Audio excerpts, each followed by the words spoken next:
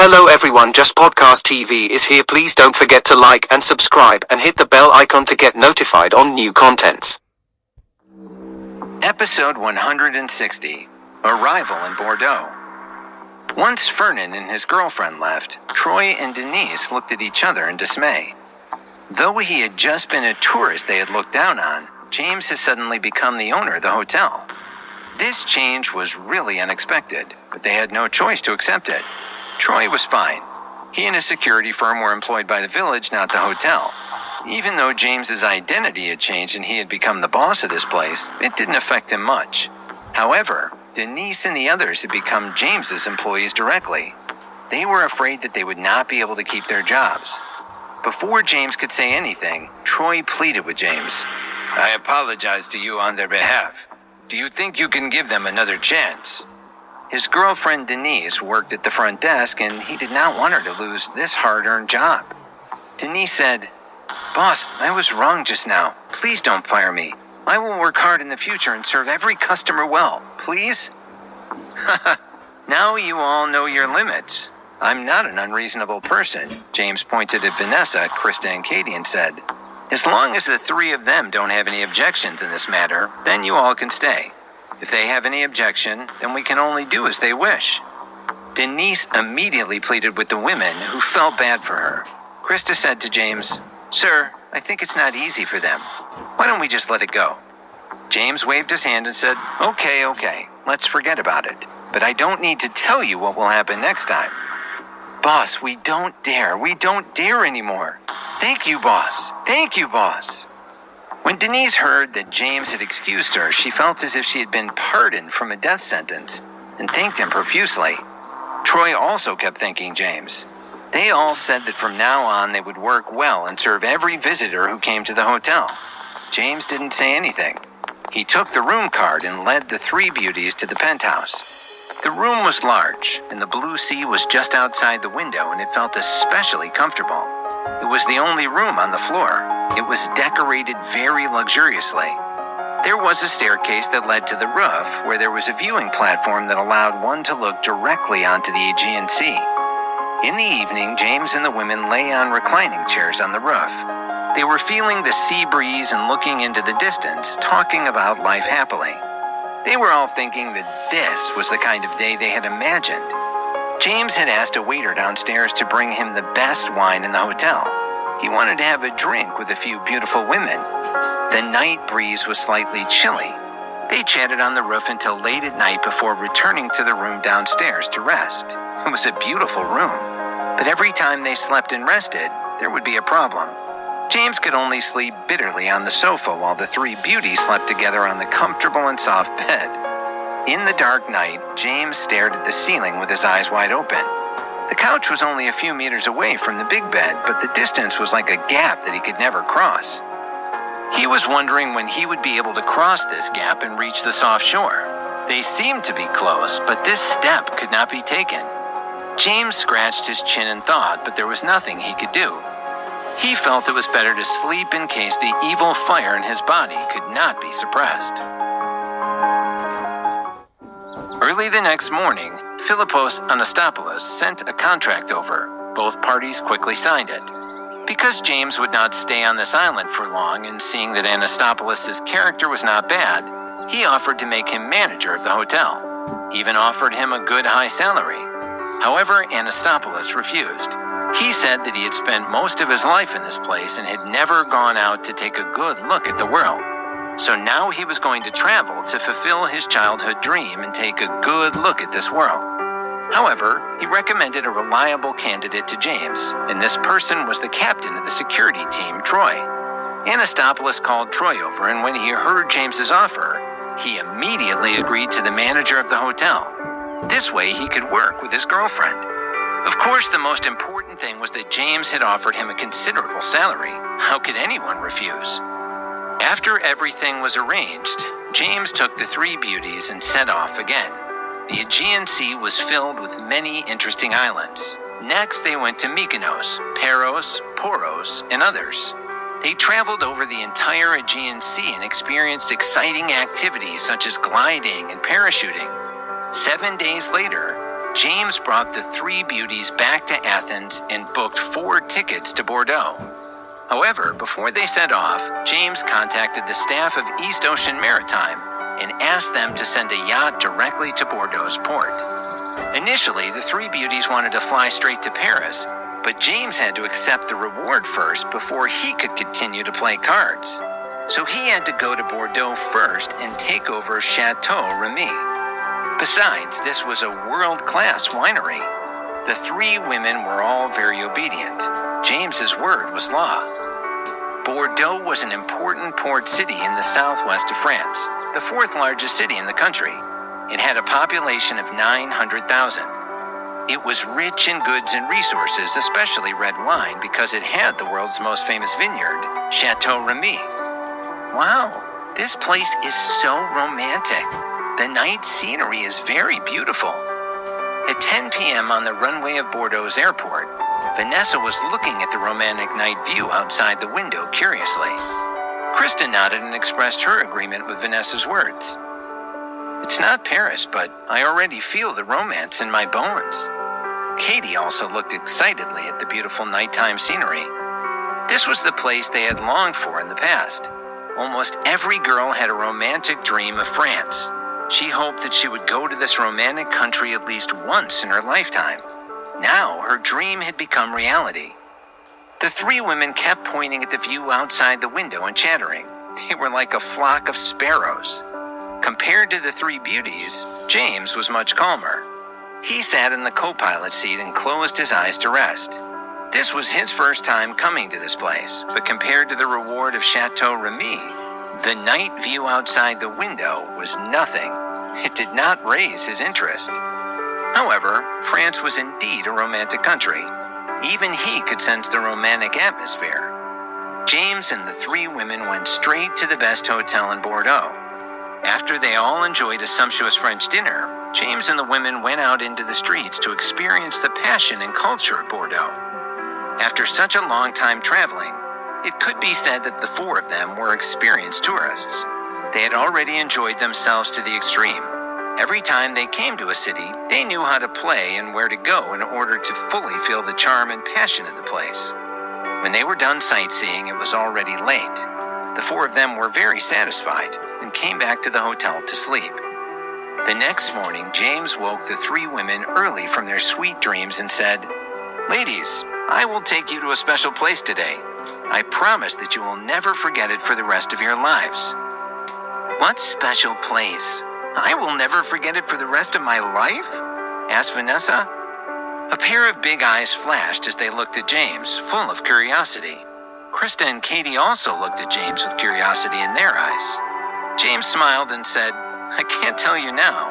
You'll know when you get there, but I promise you that you'll never forget it for the rest of your lives."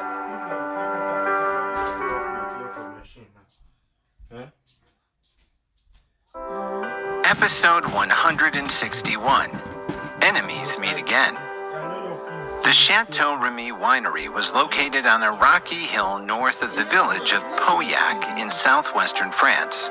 It was one of the largest wineries in the world with 50 acres of vineyards, and it had been established in 1354. It had hundreds of years of history. James had just called and the winery had said it would send someone to pick them up from the airport. However, in order to create a mysterious atmosphere for the ladies, James told them not to. Instead, he chose to rent a car. That way their destination would remain a surprise. In the car, James was still imagining how the three girls would react when they found out that the world's best winery was their own. He could picture the looks on their faces when they heard that they could drink all the Remy 1982 they wanted. He was really looking forward to that moment. Compared to the curiosity of the three beauties, James seemed very calm. He reclined in the front passenger seat and, after too little sleep the night before, dozed off. He needed to recover his energy so he could be ready for anything. If something happened when he received the reward later, he would be able to deal with it. He had to be prepared. As for the three beauties, they chatted with the driver with great interest. They asked him about the famous attractions and fun places in Bordeaux, and he told them some interesting historical stories. The driver was a fat, middle-aged man with a gentlemanly demeanor. At the same time, he still had a sense of humor. His deadpan jokes made the three women laugh like little girls. He was surprised by the depth of their knowledge. Krista's deep understanding of French culture made a particular impression on him. She seemed to know more about France than he did, even though he was a native. James woke up as they came to the entrance of a huge manor. He sat up in the passenger seat and stretched. He looked at the driver and asked lazily, "Hey, are we here?" The driver replied, "Yes, sir. This is your destination." Vanessa, who had sharp eyes, caught sight of the logo at the entrance of the Grand Manor. She immediately screamed in joy, "Chateau Remy!" The driver smiled and turned around to look at her. "That's right. This is the world's most famous winery." James was amused by Vanessa's excitement. "You know French, kid?" Vanessa pouted and said cutely, "Of course. My father was involved in the wine business, and I learned some French back then. I still remember the logo of Chateau Remy clearly." Her haughty expression almost made James's heart melt. He paid the driver, then got out of the car. He stood on the grass and took a breath of fresh air. Krista and Katie also got out of the car. They looked at the manor in front of them with surprise in their eyes. Wow, it's really the Chateau Remy winery. This was a typical medieval French manor. There was a garden in front of the door, and the lawn was immaculate. James waved his hand and said, "Let's go," when he saw the shocked expressions of the three beauties. If they were already shocked, how would they react when they learned this winery was his? Go? In there? James, are you going to take us in? Katie covered her mouth with her hands and revealed a look of disbelief. Of course we're going in. Why do you think we came all this way? After James finished speaking, he strode toward the gate of the manor. The three beautiful women were left alone in the morning breeze of Chateau Remy. Katie was freaking out. "Oh my God, you really want to bring us in? But James, I've checked online. This is a private manor that is not open to the public. Only people in the business go in there." Katie caught up to James and hugged his arm as she asked, "You are not in the wine business, are you?" James looked at Katie and said, "Maybe." The smile on his face became even more mysterious. "You are really hard to see through." Seeing that James did not want to tell her more, Katie did not ask any more questions. She gently hugged James's arm and walked with him to the door of the Chateau Remy winery. Vanessa and Krista quickly followed. Vanessa, who had studied red wine, was very excited. Very quickly, they arrived in the front door of Chateau Remy. It was around 10 in the morning, and many people were gathered at the main door of the manor. It was obvious from their clothing and their luxury cars that they were from the upper crust. Rolls-Royces, Mercedes-Benzes, BMWs, Porsches. It looked like a car exhibition. Their conversation was about the wine business. They all seemed to know each other, though they were from many different countries. Clearly, they had come here many times before. Krista started talking to a wine merchant from Dubai. It turned out that they were all here for the annual wine tasting at Chateau Remy. They were going to sample the winery's new offerings. The meeting wasn't due to start for a while. James didn't want the three beauties to wait too long, so he walked up to the door and tried to enter the winery. However, he was stopped by the security guard at the door. James laughed in his heart, but he did not blame the two security guards. They didn't know yet that he was the new owner. He took out his phone and called the manager of the winery. The system had given him the phone number to call. Someone would soon come to welcome him. James got straight to the point. "Hello, is this Bernard?" A very kind voice came from the other end of the phone. Yes, hello.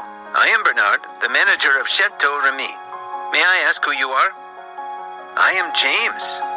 Bernard was shocked when he heard James's name, but he immediately suppressed the shock in his heart and asked respectfully, "What, James Tucker? Are you the mysterious new owner of the winery?" "Yes, it's me." "My dear sir, I am your manager, Bernard. What can I do for you?" "I'm at the gate now. I was stopped by two security guards. I can't go in. Come out and receive me," James said calmly. "What? The gate was blocked?" James had said it calmly, but when Bernard heard this, his heart skipped a beat.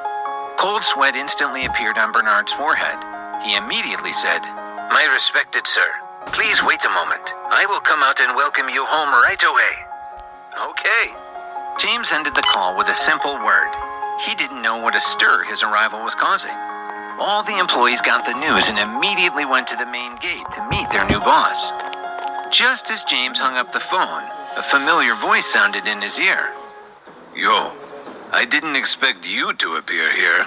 What a coincidence. James looked up and saw Vernon standing in the crowd with a few wealthy French merchants. He was looking at him with a mocking expression.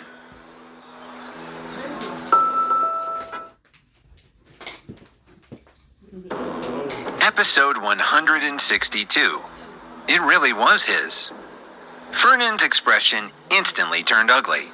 Obviously, he hadn't come out on top in Santorini. This time he was in France, his home turf, and a lot of his friends were around. No matter what, he had to regain the face he had lost last time. With this thought firmly in his mind, Vernon shoved aside a few strangers and walked up to James with an arrogant attitude. Wait a second, he said. You're telling me you are also in the wine business and want to enter this manor? He was surprised. After all, this was an exclusive event. Invitations were usually sent to wealthy businessmen who were experienced in the wine business. A bumpkin like James would not be invited by the winery, even if he was rich. Therefore, although Vernon knew that James was a rich man, he believed James was at most a rich man without any taste. He couldn't possibly belong here. Who wants to know? James asked. Vernon was practically begging to be insulted. You. James's word almost made steam come out of Vernon's ears. However, he didn't know that James didn't play by the rules at all. The moment he opened his mouth, James slapped him in the face, knocking the wind out of his sails. Everyone around them turned around to look. Vernon realized that, in terms of eloquence, he could not take advantage of this American at all. He took out his invitation and waved it in front of James. Do you know what this is? He asked. James looked at him and shook his head. I don't know. When Vernon heard this, he immediately started laughing manically. You are indeed a nouveau riche. You don't even know about this. You want to enter Chateau, Remy? Are you joking? Let me tell you. This is an invitation letter from the winery. Without this, you won't be able to enter. Now hurry up and go back to where you came from. Don't waste your time here. As Vernon spoke, he held his stomach. He felt as if he could not stand up straight for laughing. When the others heard that James didn't even have an invitation to the winery, they all laughed too. They pointed at James and started to mock him. For a moment, the entrance to the winery was full of noise.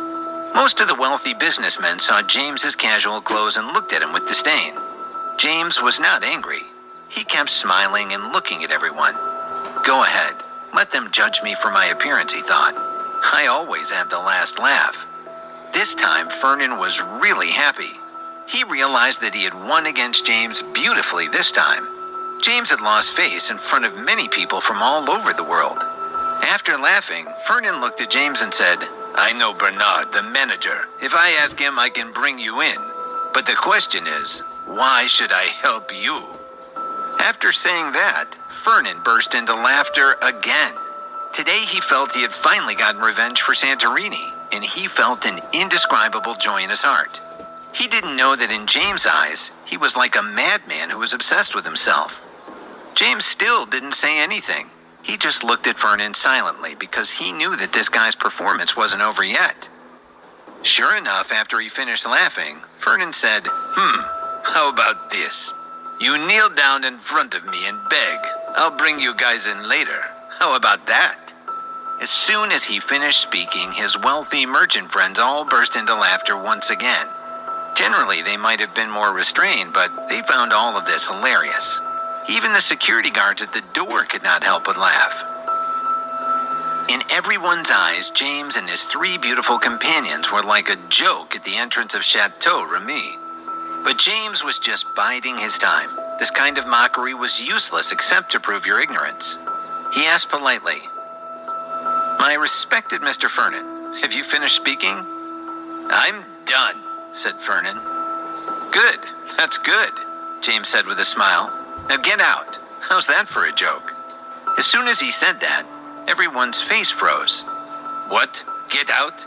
Do you think Chateau Remy is your home? Vernon's expression was solemn as he asked these questions. However, after he finished asking them, he immediately burst into laughter once again. And this time he laughed even harder. It was as if he had heard the funniest joke in the world. The other wealthy merchants also started laughing without restraint. This time James had gone too far. Chateau Remy had always been a family business, ever since its founding in the 14th century. This American was acting like he lived here. What a whack job. Did he think this would impress these rich people?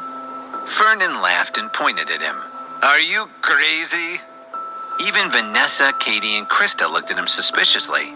They felt that this time he was indeed boasting a little too much.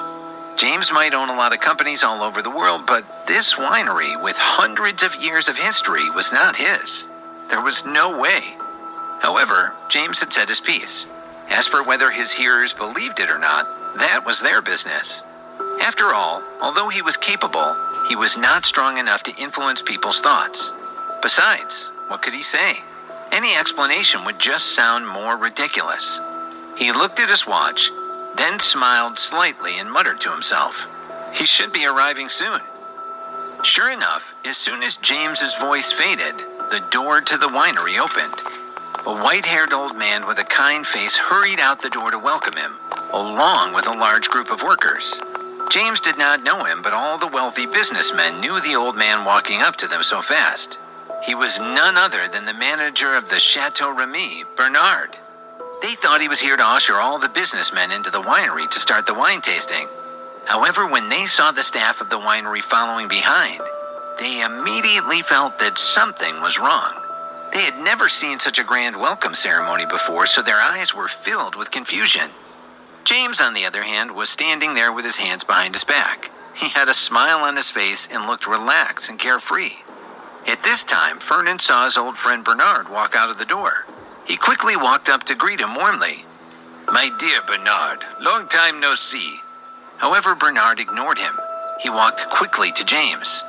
Then he bowed respectfully and said with a kind smile, My most respected superior, hello, I am your manager Bernard. I have brought all the staff in your manor here especially to welcome you. Welcome home. All the workers in the winery behind him had lined up neatly on both sides of the door. As Bernard finished speaking, they all said to James, Welcome home, sir. Vernon was dumbfounded. So were the wine merchants from all over the world, not to mention Vanessa, Katie, and Krista. In front of the door to the winery, everyone's jaw dropped to the ground. The next second, everyone took a deep breath. They were all shocked and exclaimed at the same time, Heavens, this winery is really his.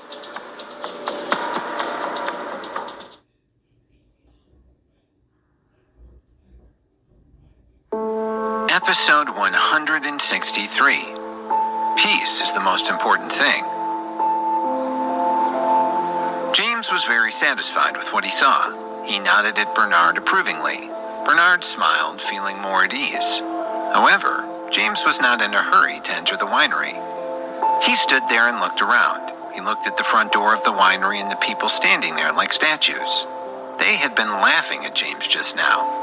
Now that James was looking at them, they all lowered their heads. They couldn't believe they had been laughing at the owner of the winery so brazenly just now. How could they continue their business with Chateau Remy? This was a problem that they had brought on themselves. Their faces were full of regret. They should have not laughed at this ordinary-looking guy so blindly just now. They really wished that they could slap themselves a few times. As for Vernon, who had been snubbed by Bernard, the embarrassment on his face can be imagined. He faced the door of the winery and stood there in a daze, like a statue. He didn't even have the courage to turn around and look at James. He'd originally thought that he had won this time. He'd finally felt proud of himself. But now it seemed that in James's eyes, he was simply a ridiculous clown who was giving the funniest performance in the world. Even his old friend Bernard respected James. It was obvious from his actions. What should Vernon do now? How could he deal with this awkward situation? Vernon's body was frozen in place. He had no idea what to do next. At this moment, Vanessa, who was besides James, licked her dry lips. She asked carefully, "James, do you mean the world's top winery is yours now?" The incident just now had had a huge impact on her heart. She did not dare to speak loudly. She was afraid that her heart, which had just calmed down, would start beating violently again. James looked at Vanessa with a gentle gaze. He touched her head with his hand and said with a smile, "Of course it's true. This is the special place that I told the three of you about." Vanessa was so shocked that she could not say another word. She knew about this winery. She knew it had never been owned by anyone outside the family. How had he managed to get this world-class winery and turn it into his private property? Krista and Katie also knew the reputation of Chateau Remy. They all looked at James and felt that this man was really unfathomable. It was as if he could be like the sun wherever he went and emit divine radiance. Bernard looked at James again and extended his hand. "Sir, let's not talk here. I have arranged a feast for you." James liked the sound of that. Now that his identity was completely different, why should he bother with these people? It would ruin his good mood. So he nodded to Bernard with a smile and said, "Okay, then let's go home." Under the envious, jealous, and shocked eyes of the crowd, he walked straight into the winery between the rows of workers who had come to welcome him. Bernard followed closely behind. When James approached the entrance of the winery, the two security guards instantly straightened their bodies. Their hearts were trembling because just now they had stopped the owner of the winery from entering. Bernard followed James into the winery but then came back out. He said to everyone, "I'm sorry. I'm afraid the annual meeting will be postponed. As you can see, the new owner of our winery is here for the first time today. The whole winery is going to celebrate, so we can't hold the meeting. We will inform you when we reschedule. I am very sorry for all the inconvenience." Bernard's words instantly caused a commotion at the entrance. "What's going on? I've come a long way. You're wasting our time. Don't you know that time is money? How come your winery is acting like this? Don't you value your reputation? You don't want to play like this, do you?" The wealthy businessmen from various countries who had come to participate in the wine tasting immediately expressed their dissatisfaction toward Bernard. Being attacked by so many wealthy businessmen at the same time, the aged, mild-mannered Bernard was at a loss. These men had come to attend a wine conference at Chateau Remy. And more than that, they had come to imbibe a large amount of Remy 1982. James saw that Bernard seemed unable to handle the situation, so he walked out the door again. He waved his hand and said, "Everyone, quiet down. My winery is open for business, so how can it not be hospitable? Today's wine tasting will be carried out as usual. It will not be postponed." Everyone cheered. "Bernard, go and make arrangements. Everything will go on as usual. Don't let my arrival affect the winery's operations." When Bernard heard that the new owner of the winery was so magnanimous and bold, his eyes immediately revealed a look of appreciation. "Yes, sir," he said, hurrying to carry out the order. After James finished speaking, he was about to go back inside when he suddenly saw Vernon, who was looking at him awkwardly. He smiled and walked towards James. James said, "Well, Mr. Vernon, do you need me to take you to the winery now?" Vernon smiled awkwardly and said, "About that. We don't need to make a big deal out of this, do we?" Most of his wine business was related to Chateau Remy. Now he had offended James, the new owner of the winery. What should he do next? It was not an exaggeration to say that James was his god of wealth. He was terrified. James looked at Vernon and smiled. "How about this? Didn't you just say that you wanted me to kneel and beg? Why don't you do that right now?" Vernon's face was completely red. Those wealthy businessmen who had been talking and laughing with him had distanced themselves from him now. They didn't want to be associated with him. They weren't really his friends. The realization made him feel a chill in his heart. However, in this situation, he seemed to have no other choice. It was humiliating, but he was a merchant. In order to earn money, he had to do it. Vernon looked around and finally made the decision with great difficulty. His knees quaked. and he was about to kneel down to James. But at this moment, he felt James pull him up from the ground. Vernon looked at James in confusion. He was about to ask why, but he heard James say with a smile, "Mr. Vernon, that was just a joke. After all, we have to do business with each other. Let's be friends." Vernon merely clasped James' hand. Clearly, he agreed with James's point of view. Then he said excitedly, "Peace is the most important thing." He was really impressed by James's magnanimity. He hadn't expected this American to be so broad-minded and kind.